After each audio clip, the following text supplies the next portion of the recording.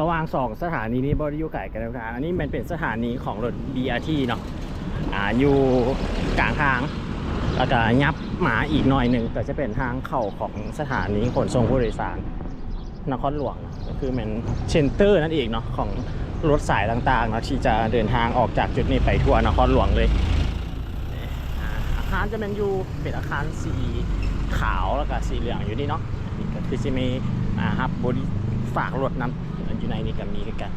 แล้วก็จะมีรถมีระหว่างประเทศนี่นะโดยสารระหว่างประเทศเนาะก็คือเวียงจันทร์หนองคายอุดรขอนแก่นไปประมาณนี้เวียงจันทร์กรุงเทพเนาะสายโดงโดกสายรถแต่ละสายกันคือสิมาอยู่นี่เบิดเลยน้องมาเข้าอยู่นี่เข้าคิวรอท่าออกนั่นเองเนาะขับรถที่เดินทางออกจากตัวเมืองที่กับเนาะอันนี้รถเพิ่นมาจอดอยู่นี่รถระหว่างประเทศจะเป็นสีขาวฟ้าอันนี้รถ BRT นั้นจะเป็นสีเหลืองรถทุกสายจะไม่มาเข้าวันอยู่นี่นะฮะว่าเขาที่เดินทางไปกว่ามิตรภาพเขากลับมาขึ้นรถโดยสารอยู่นี่ก็ได้ทุกท่านมันก็จะมีเป็นเที่ยวอยู่นี่เขาสีไปด้านก็จะมาขึ้นอยู่นี่เนาะเขาสีไปสถานีรถไฟก็มาขึ้นอยู่นี่เนาะคนจะมีอยู่นี่แล้วป้ายอยู่นี่ตารางออกรถจะอยู่นี่เลย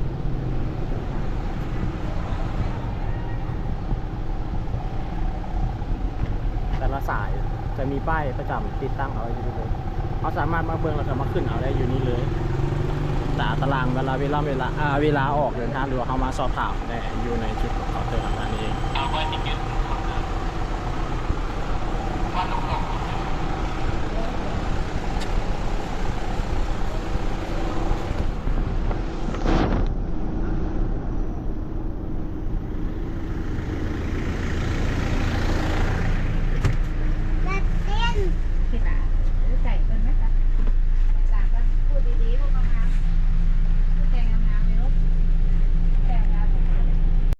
จากที่สัมผัสได้และเห็นการเปลี่ยนแปลงของการให้บริการรถเมล์สาธารณะ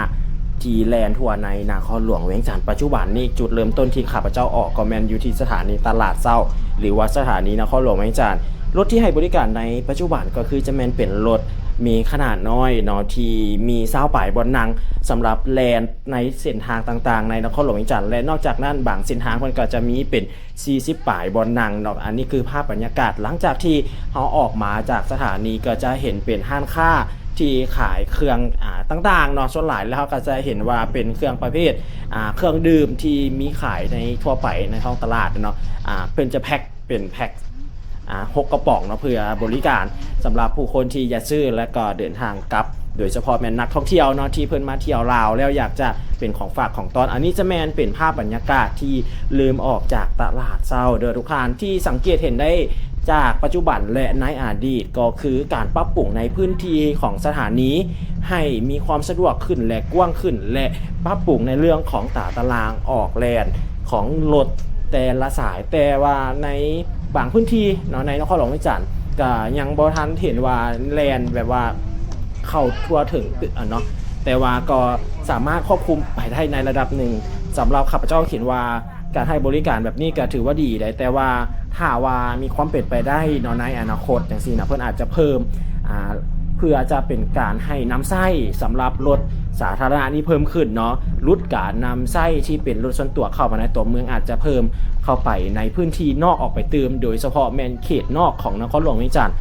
อาจจะเข้าไปในเขตชุมชนที่ขนาดใหญ่บ้านเฮือนของประชาชนเนาะที่เพิ่นเดินทางเข้ามาในตัวเมืองจังซี่อาจจะดีกันเติมเนาะแต่ว่าสายที่ข้าพเจ้านางนี่แมนแลนจากตัวนครหลวงเวียงจันทร์ก็คือตลาดเศร้านี่เนาะไปที่เส้นทางเลขที่10ก็คือ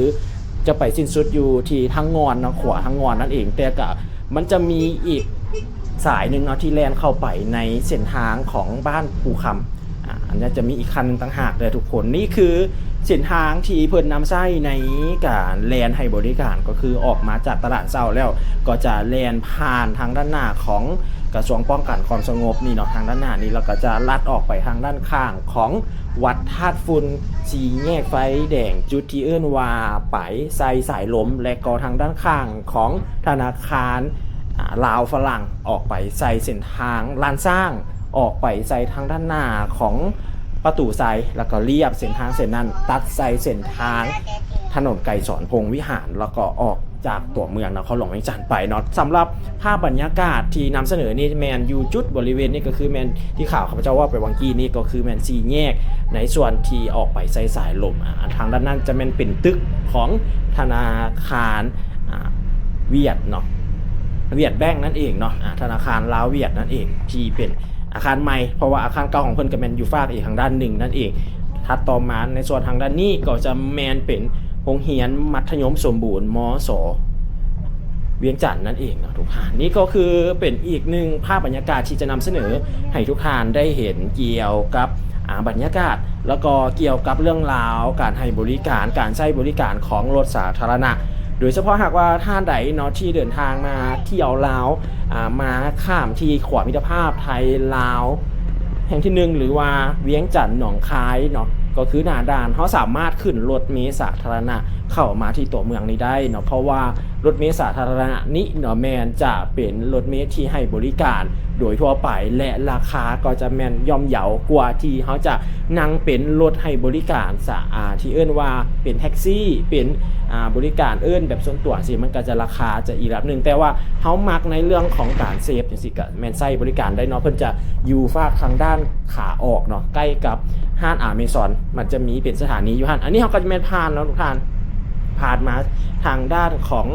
นี่เลยประตูไซด์ทุกท่านนี่บ้าบรรยากาศในตอนสวยได้ที่ทุกท่านเนาะแต่ว่าปัจจุบันนี้เนาะเส้นทางที่เพิ่นแลนนี่เขาก็จะเห็นได้ว่าเป็นเส้นทางที่เพิ่นมีการปรับปรุงและมีการขยายเกี่ยวกับโครงการรถเมล์ที่เพิ่นจะเอามานำไส้เนาะเอิ้นว่าเป็นรถเมล์ด่วนหรือว่า BRT เนาะแต่ปัจจุบันนี้การดำเนินของเพิ่นก็ถือได้ว่าก็เฮ็ดไปเรื่อยๆเนาะแต่ก็ยังบ่ทันได้มีข่าวความคืบหน้าในเรื่องของการจะให้บริการแบบเป็นทางการเถื่อเนาะในปัจจุบันนี้อันนี้จะแม่นเป็นในส่วนที่เป็นธนาคารเอิ้นว่าโรงแรมที่เพิ่นกำลังสร้างใหม่ที่โกงกันข้ามกับทางด้านของประตูไซธนาคารมันสวยงามหลายเนาะแล้วถัดต่อมาก็คือจะแม่นเป็นที่เอิ้นว่าสถานทูตเนาะจะมีเป็นสถานทูตไทยประจำลาวนครหลวงเวียงจันทร์เนาะแล้วก็อันนี้ก็จะเป็นสถานทูตคือกันเนาะแต่ข้าพเจ้าอ่านป้ายบ่ทันนี่จะเห็นเพิ่นเป็นจุดนี้เองเนาะเป็นสถานทูตไทยประจำลาวในนครหลวงเวียงจันทร์เนาะว่าจะมีอยู่ทางสวรรณเขตเนาะมันก็จะมีกงศูนย์อยู่สวรรณเขตคือกันเนาะสำหรับนั้นแต่จุดนั้นถ้าต่อมาจะแม่นเป็นโรงเรียนสินไซและทุกท่านจะเห็นบอกว่าตึกทางท่านนี้แม่นเป็นตึก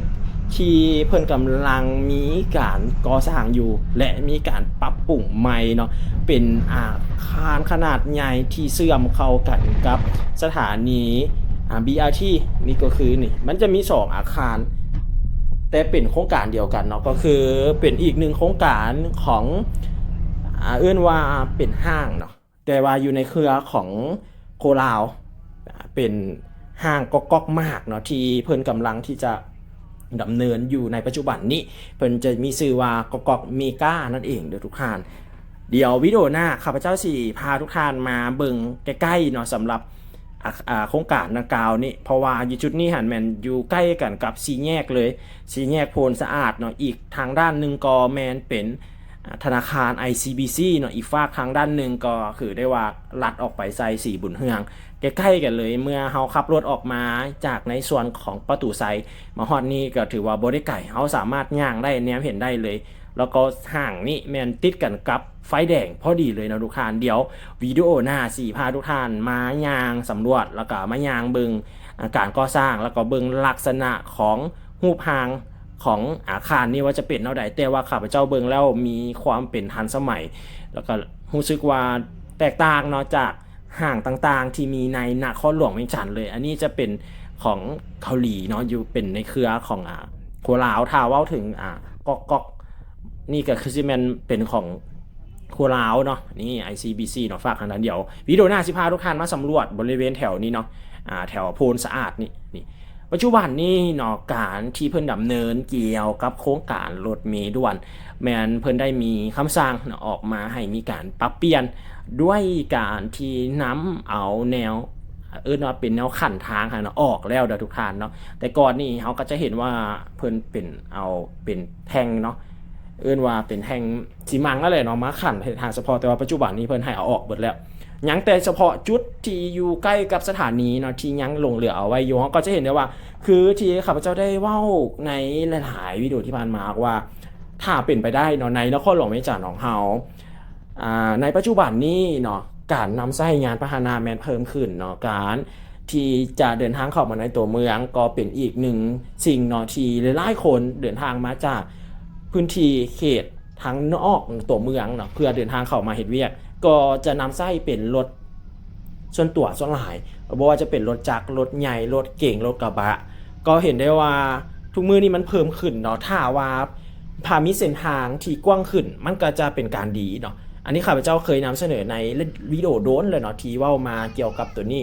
แล้วในปัจจุบันถ้าเราสังเกตเห็นว่าหลังจากที่เพิ่นม่างออกแล้วเนาะมันก็จะรู้สึกว่าเป็นเส้นทางที่กว้างขึ้นตืมอันนี้จะแม่นเป็นวงเวียน450ปีเด้อทุกท่านอันนี้เป็นวงเวียนใหญ่อยู่ใจกลางนครหลวงเวียงจันทน์ของเราเลยนี่เป็นเส้นทางที่ว่าถ้าเฮาเข้าออกนะก็จะแม่นเข้าไปประตูไซเนาะหรือออกไปไซสี่แยกไฟแดงหนองบอนออกไปไซธาตุหลวงอันนี้เฮาออกมาจากตัวเมืองเนาะที่จะไปทางด้านเมืองไซธานีนี่ก็คือสิแม่นถ้าเฮาสิไปสถานีรถไฟลาวจีนนี่มันก็จะมีคิวต่างหากอีกเนาะมีอีกคิวนึงต่างหากก็สามารถมาขึ้นอยู่ที่สถานีตลาดเช้านี่ได้เนาะเพิ่นก็จะมีจากตลาดเช้าไปที่สถานีรถไฟก็มีคือกันเด้อทุกท่านลองมา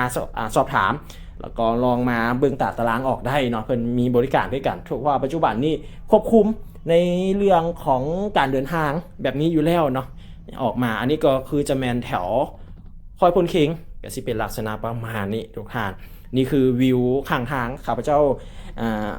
บ่สามารถถ่ายทางด้านหน้าได้เนาะเพราะว่าหากอยากชมวิดีโอทางด้านหน้าเนาะข้าพเจ้าก็ได้ลงไปแล้วในวิดีโอก่อนๆเนาะภาพบรรยากาศในส่วนทางด้านหน้าแต่วิดีโอนี้ก็แมนถ่ายได้แต่ในส่วนทางด้านข้างเนาะฝากทางกั้มซ้ายมือนั่นเองเด้อทุกท่านนี่ความกว้างของถนนเส้นนี้มันกว้างขึ้นตื่มเนาะรู้สึกได้ว่ารถแล่นลงขึ้นเนาะหลังจากที่เพิ่นได้มากออกแล้วรถทั่วไปจังซี่ก็สามารถนำใช้ได้แต่ว่าในอนาคตหลังจากที่เพิ่นมีการเปิดเนาะนำใช้อย่างทางการของรถ BRT นี่ก็ต้องได้มีการปรับเปลี่ยน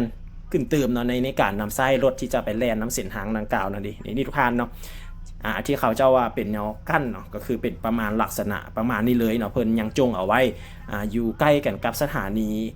อยู่บริเวณแถวสถานีเนาะก็ยังมีอยู่แต่ว่าปัจจุบันนี้รถที่จะนำใช้ก็แม่นแล่นในขอบเขตพื้นที่ของเส้นทางของ BRT ได้เนาะเพิ่นมั่งเคิร์ฟออกหลายๆข่าวบางคนนี่ก็เข้าใจว่าเพิ่นมีการยุติสำหรับโครงการดังกล่าวนี้แต่ว่าปัจจุบันนี้ก็ยังเห็นได้ว่าเพิ่นยังบ่ทันได้มีเกี่ยวกับเอกสารที่เป็นทางการเนาะว่ายุติเพียงแต่ว่าเพิ่นมีการปรับเปลี่ยนรูปแบบเท่านั้นเองเด้อทุกท่านนี่อาจจะเห็นแต้มเส้นสีเหลืองนี่เลยเนาะคือขอบเขตของเส้นทางนั่นเองมันกว้างเลยทุกท่านถ้าเบิ่งด้วยจากสายตาแล้วในการนำใช้รถนี่กว้างแต่ว่าข้าพเจ้าขอที่หน่อยนึงเนาะในเรื่องของการนำใช้รถของคนลาวเฮานี่ก็รู้สึกได้ว่ายังบ่ทันมีความเป็นระเบียบในเรื่องของการปฏิบัติที่ว่าเป็นไฟแดง4แยก3แยกแล้วก็การปฏิบัติในเรื่องของการข้ามทางการข้ามไฟแดงจังซี่เนาะบางเทื่อนี่คือไฟแดงที่มันเขียวแล้วเนาะเฮาไปได้จังซี่แต่ว่าอีกฝั่งนึงมันแดงแต่อีกฝั่งนึงเพิ่นยังข้ามมาอยู่เนาะโดยเฉพาะแม่นจะมักพบเห็นในเวลา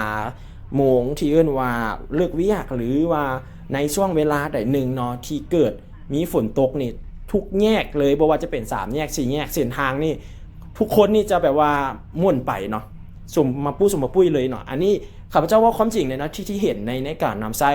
รถเนาะของคนลาวโดยเฉพาะแมนอยู่ในนครหลวงเวียงจันทน์เฮานี่แมนยังถือเบาในเรื่องของกฎระเบียบในเรื่องถือเบาในเรื่องของการปฏิบัติเนาะบ่แบบว่าเรื่องของการให้เกียรติคนที่เพิ่นให้เกียรติก็มีคนที่เพิ่นปฏิบัติก็ถือว่ามีเนาะก็ถือว่ามียังมีบางส่วนอยู่เนาะที่ยังเฮ็ดแบบนี้แล้วแห่งเป็นปัจจุบันนี้เลยเนาะก็คือโดยเฉพาะที่ข้าพเจ้าสังเกตเห็นแม่นถนนไก่สอนพงวิหารก็คือเส้นทางที่ทุกท่านเห็นบอกว่าแต่ก่อนนี่เนาะจะมีเป็นคูกั้นทางเนาะก่อนที่เพิ่นจะมีโครงการเพื่อนำใช้เส้นทางนี้ขยายและปรับปรุงให้เป็นเส้นทางของรถเมล์ BRT เนาะแต่ก่อนหน้านั้นแม่นมีคูกันทางเนาะเวลาเฮาสิโค้งกลับรถหรือว่ารีเทิร์นรถนี่แม่นต้องได้ไปรีเทิร์นจุดที่ รีเทิร์นได้เนาะแต่ว่าปัจจุบันนี้ที่ข้าพเจ้าสังเกตเห็นเวลาเดินทางเข้ามาในตัวเมืองบ่มีเนาะตอนนี้แฮนด์แมนบ่มีเนาะบ่มีแนวขันเลยขันคู่กลางทางแล้วเวลารถที่จะรีเทิร์นก็คือแบบว่าค่อยอยากรีเทิร์นกับค่อยอยากจะข้ามทางจุดใดเป็นหอมเฮือนจุดใดเป็นหอมซอยที่ค่อยอยากจะข้ามเนาะแม่นค่อยจอดรถและใต้ไฟสีญาณข้ามเลยในจุดนั้นเนาะเลยเฮ็ดให้รู้สึกได้ว่ามันมีความซับซ้อนหลายแล้วเวลาการนำไส้รถรู้สึกได้ว่าทุกคนต้องได้ระวังกันเองในตอนนี้เลยว่ารถคันข้างหน้านี่สิเลี้ยวตอนใดแล้วรถคันที่มาข้างเฮามาฝากทางกั้มขวาอยากจะเลี้ยวทางกั้มซ้ายสิเลี้ยวตอนใดเนาะต้องได้ระแวงที่สุดเลยในตอนนี้ก็คือการนำไส้รถอยู่เส้นทางเส้นนี้โดยเฉพาะเส้นทางเส้นนี้เนาะมักมีเรื่องของการเกิดอุบัติเหตุมักในเรื่องของการที่เกิดเกี่ยวกับรถซ้อนท้ายรถตามท้ายกันนี่ค่อยมักพบเห็นอยู่เรื่อยเลยเนาะอันนี้เป็นสิ่งที่ข้าพเจ้าเห็นแล้วก็นำมาเราต่อนั่นเองเนาะแต่ว่าสิ่งที่มันดีขึ้นในตอนนี้ก็แมนได้เส้นทางที่กว้างขึ้นเติมนั่นเองเด้อทุกท่านอันนี้ขับรถนั่งรถเนาะบ่เป็นขับมาฮอดแถวอ่างคำเนาะโรงแรมอ่างคำไงใกล้ๆกันแถวนี้ถัดต่อจากนี้ไปก็บ้านศรีวิไลแม่นว่าทุกท่านออกจากศรีวิไลก็จะแม่นเป็นพระขาวบ้านพระขาวลงไปโอ้พระขาวยืนลุมเนาะบ่แมนเนาะศรีวิไลแล้วก็จะแม่นเป็นโพนต้องจอมมณีบ่หรือว่าโพนต้องสวัสดิ์นี่เลยเนาะแถวนี้นะทุกท่านนะถ้าข้าพเจ้าว่าผิดก็ขอโทษขออภัยเนาะจื่อบ่ได้ว่าแม่นเป็นโพนต้องสวัสดิ์หรือโพนต้องจอมมณีเนาะแถวนี้ใกล้ๆกันแถวๆนี้เลยเนาะนี่ฝากทางด้านนี้เพราะว่าข้าพเจ้านางฝากทางด้านนี้เนาะบ่สามารถทายทางด้านหน้าได้เพราะว่าทางด้านหน้าน่ะคนขับนะเนาะเพิ่นก็จะมีเป็นแอดรถอย่างของเพิ่นนั่นเองเนาะก็มันบ่เห็นทางด้านหน้าที่ชัดเจนเนาะข้าพเจ้าเลยมาถ่ายทางด้านข้างให้ทุกท่านได้เห็นวิวทางด้านข้างประมาณนี้ก็ถือได้ว่าได้เห็นสีสันแล้วก็บรรยากาศของตัวเมืองที่แท้จริงโดยเฉพาะแมนเส้นตลอดแนวเส้นทางถนนไก่สอนพงวิหารนะหากกันก็จะแมนเป็นหงหมอเวียงจันทร์โฮจิมินห์ก็ง่ายๆก็คือเราหลายคนจะเข้าใจกันคือหงหมอลาวเวียดเนาะก็คือแถวใกล้ๆกับสี่แยกไฟแดงหลักเจ็ดนะหรือสี่แยกไฟแดงหอประชุมแห่งชาตินั่นเองนี่บรรยากาศก็สิประมาณนี้ในระยะนี้อุณหภูมิตอนเช้าของในนครหลวงเวียงจันทร์ก็นอนอยู่ที่16-17 องศาสวยขึ้นมาหน่อยนึงแล้วก็นอนอยู่ที่27หา28องศาก็คือภาพบรรยากาศที่ทุกท่านเห็นอยู่ตอนนี้แมนอุณหภูมิอยู่ที่28องศาเนาะนี่ทางด้านหน้าทางด้านข้างเนาะที่ทุกท่านเห็นถัดต่อไปนะก็คือซีแมนเป็นหอประชุมแห่งชาติเนาะของลาวเขาก็คืออยู่ในนครหลวงนี่แหละทุกท่านเขาก็จะสังเกตเห็นง่ายๆเลยถ้าเขาจือบ่ได้ขอบเขตเนาะที่เอื้นว่า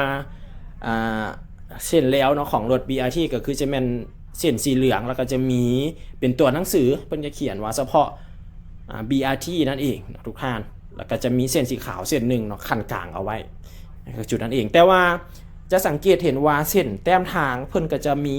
เขียนบอกว่าจุดรีเทิร์นรถได้เนาะอันนั้นเพิ่นก็มีบอกกันมีลูกศรบอกมีป้ายบอกเนาะแต่ว่าคนลาวเฮานี่เนาะโดยเฉพาะบางคนเนาะที่เพิ่น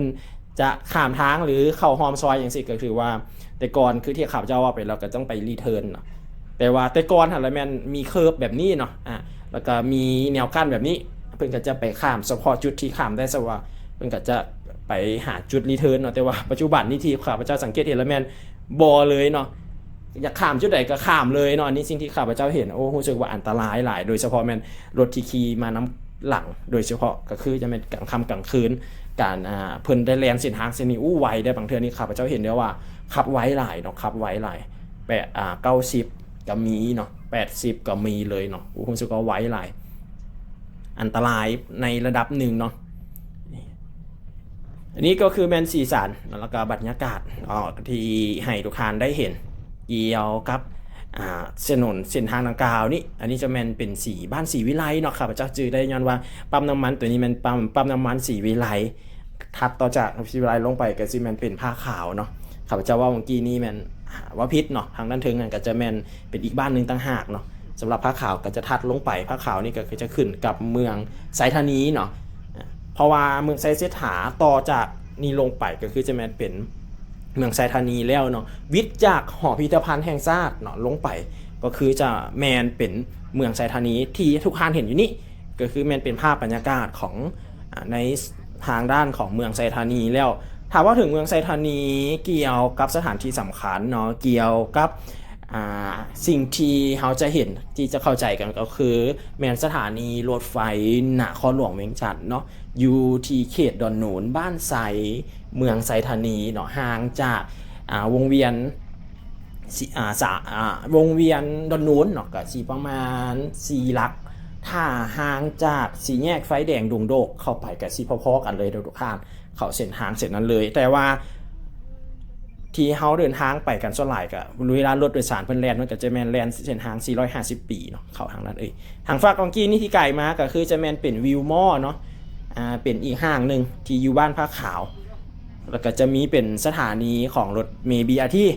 สำหรับรถเมล์ BRT นี่จุดเริ่มต้นจุดสิ้นสุดจังซี่นะแม่นก็จะ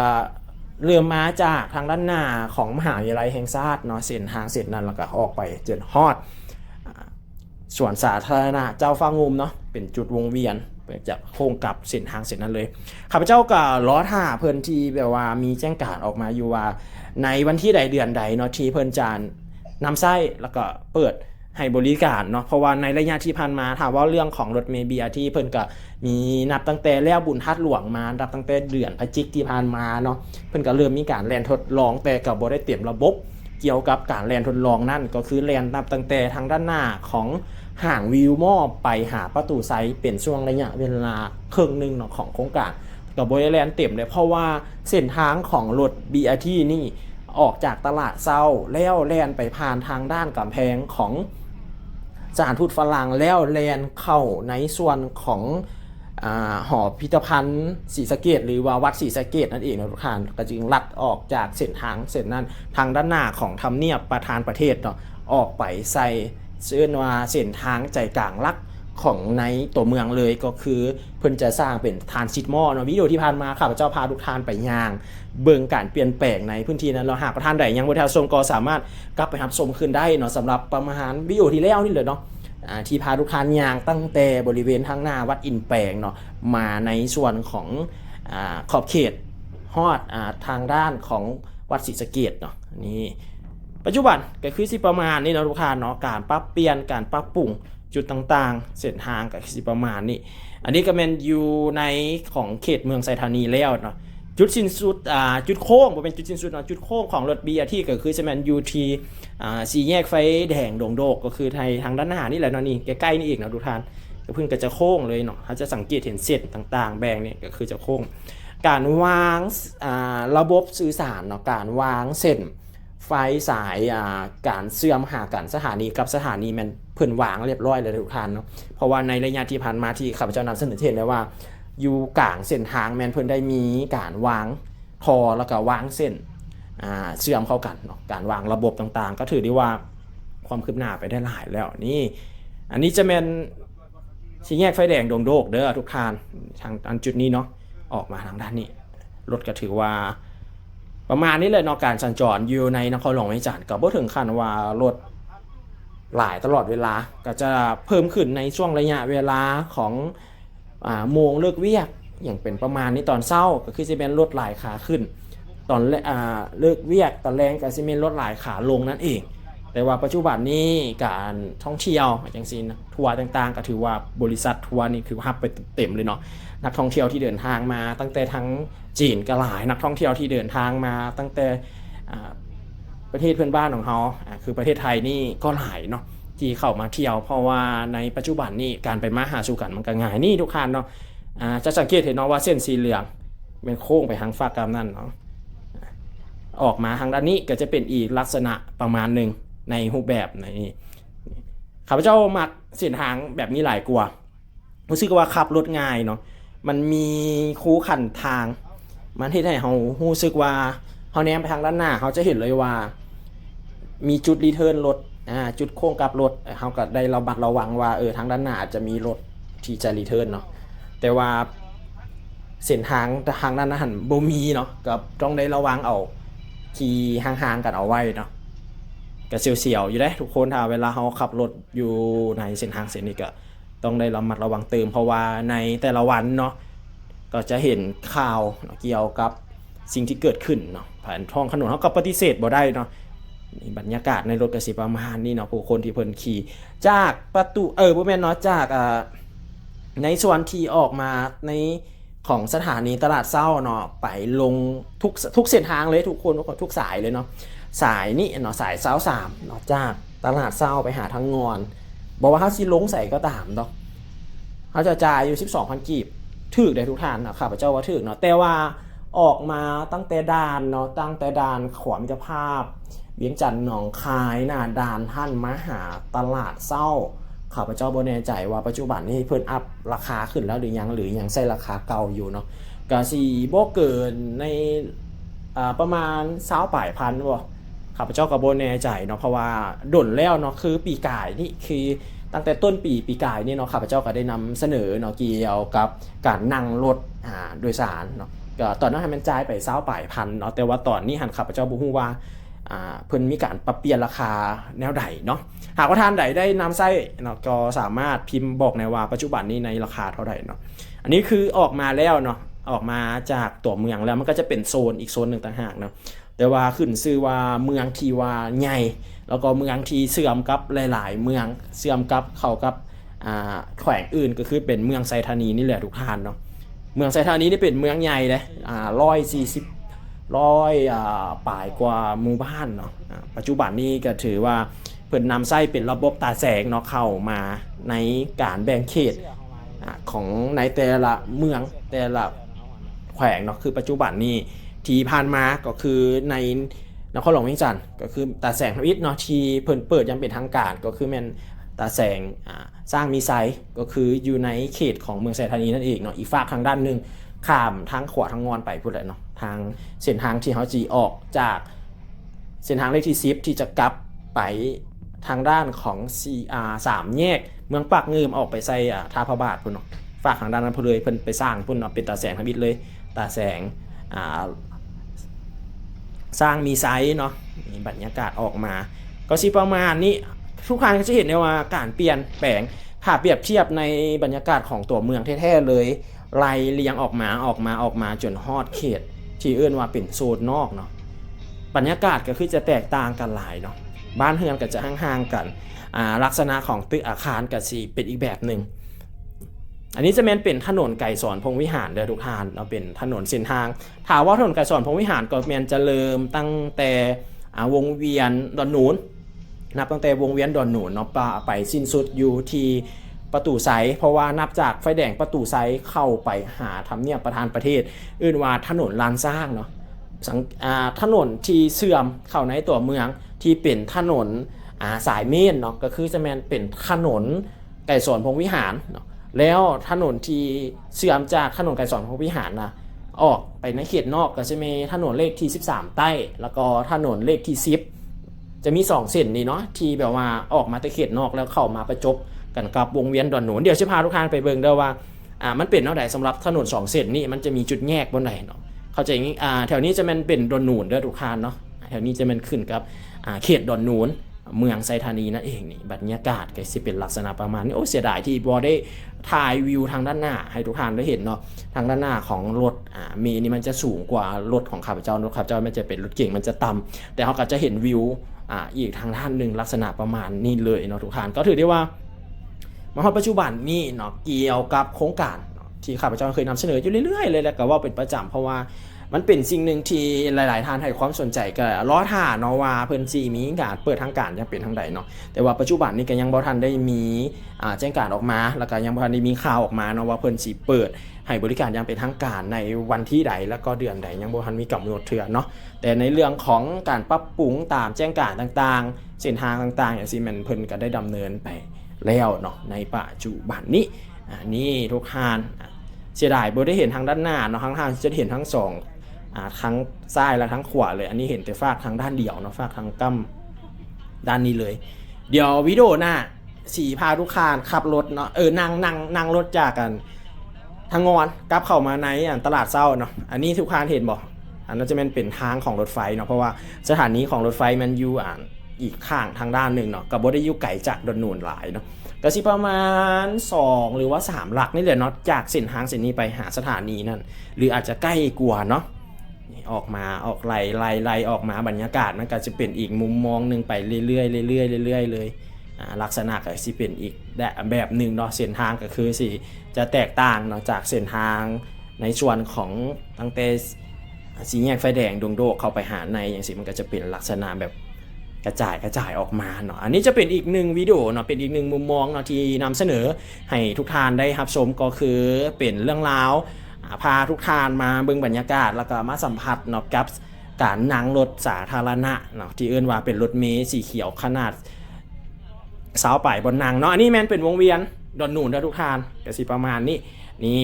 รถเพิ่นก็จะเข้าวงเวียนแล้วก็แล่นไปเส้นทางเลขที่10นั่นเองขอบใจทุกท่านเด้อที่รับชมและติดตามขอบใจทุกกำลังใจผิดพลาดประการใดในการนำเสนอก็สามารถติชมเข้ามาเพิ่มเติมได้หรืออยากจะแนะนำให้ไปอัปเดตไปทายพื้นที่ใดจุดใดเติมก็ขอขอบใจหลายๆขอขอบใจทุกกำลังใจ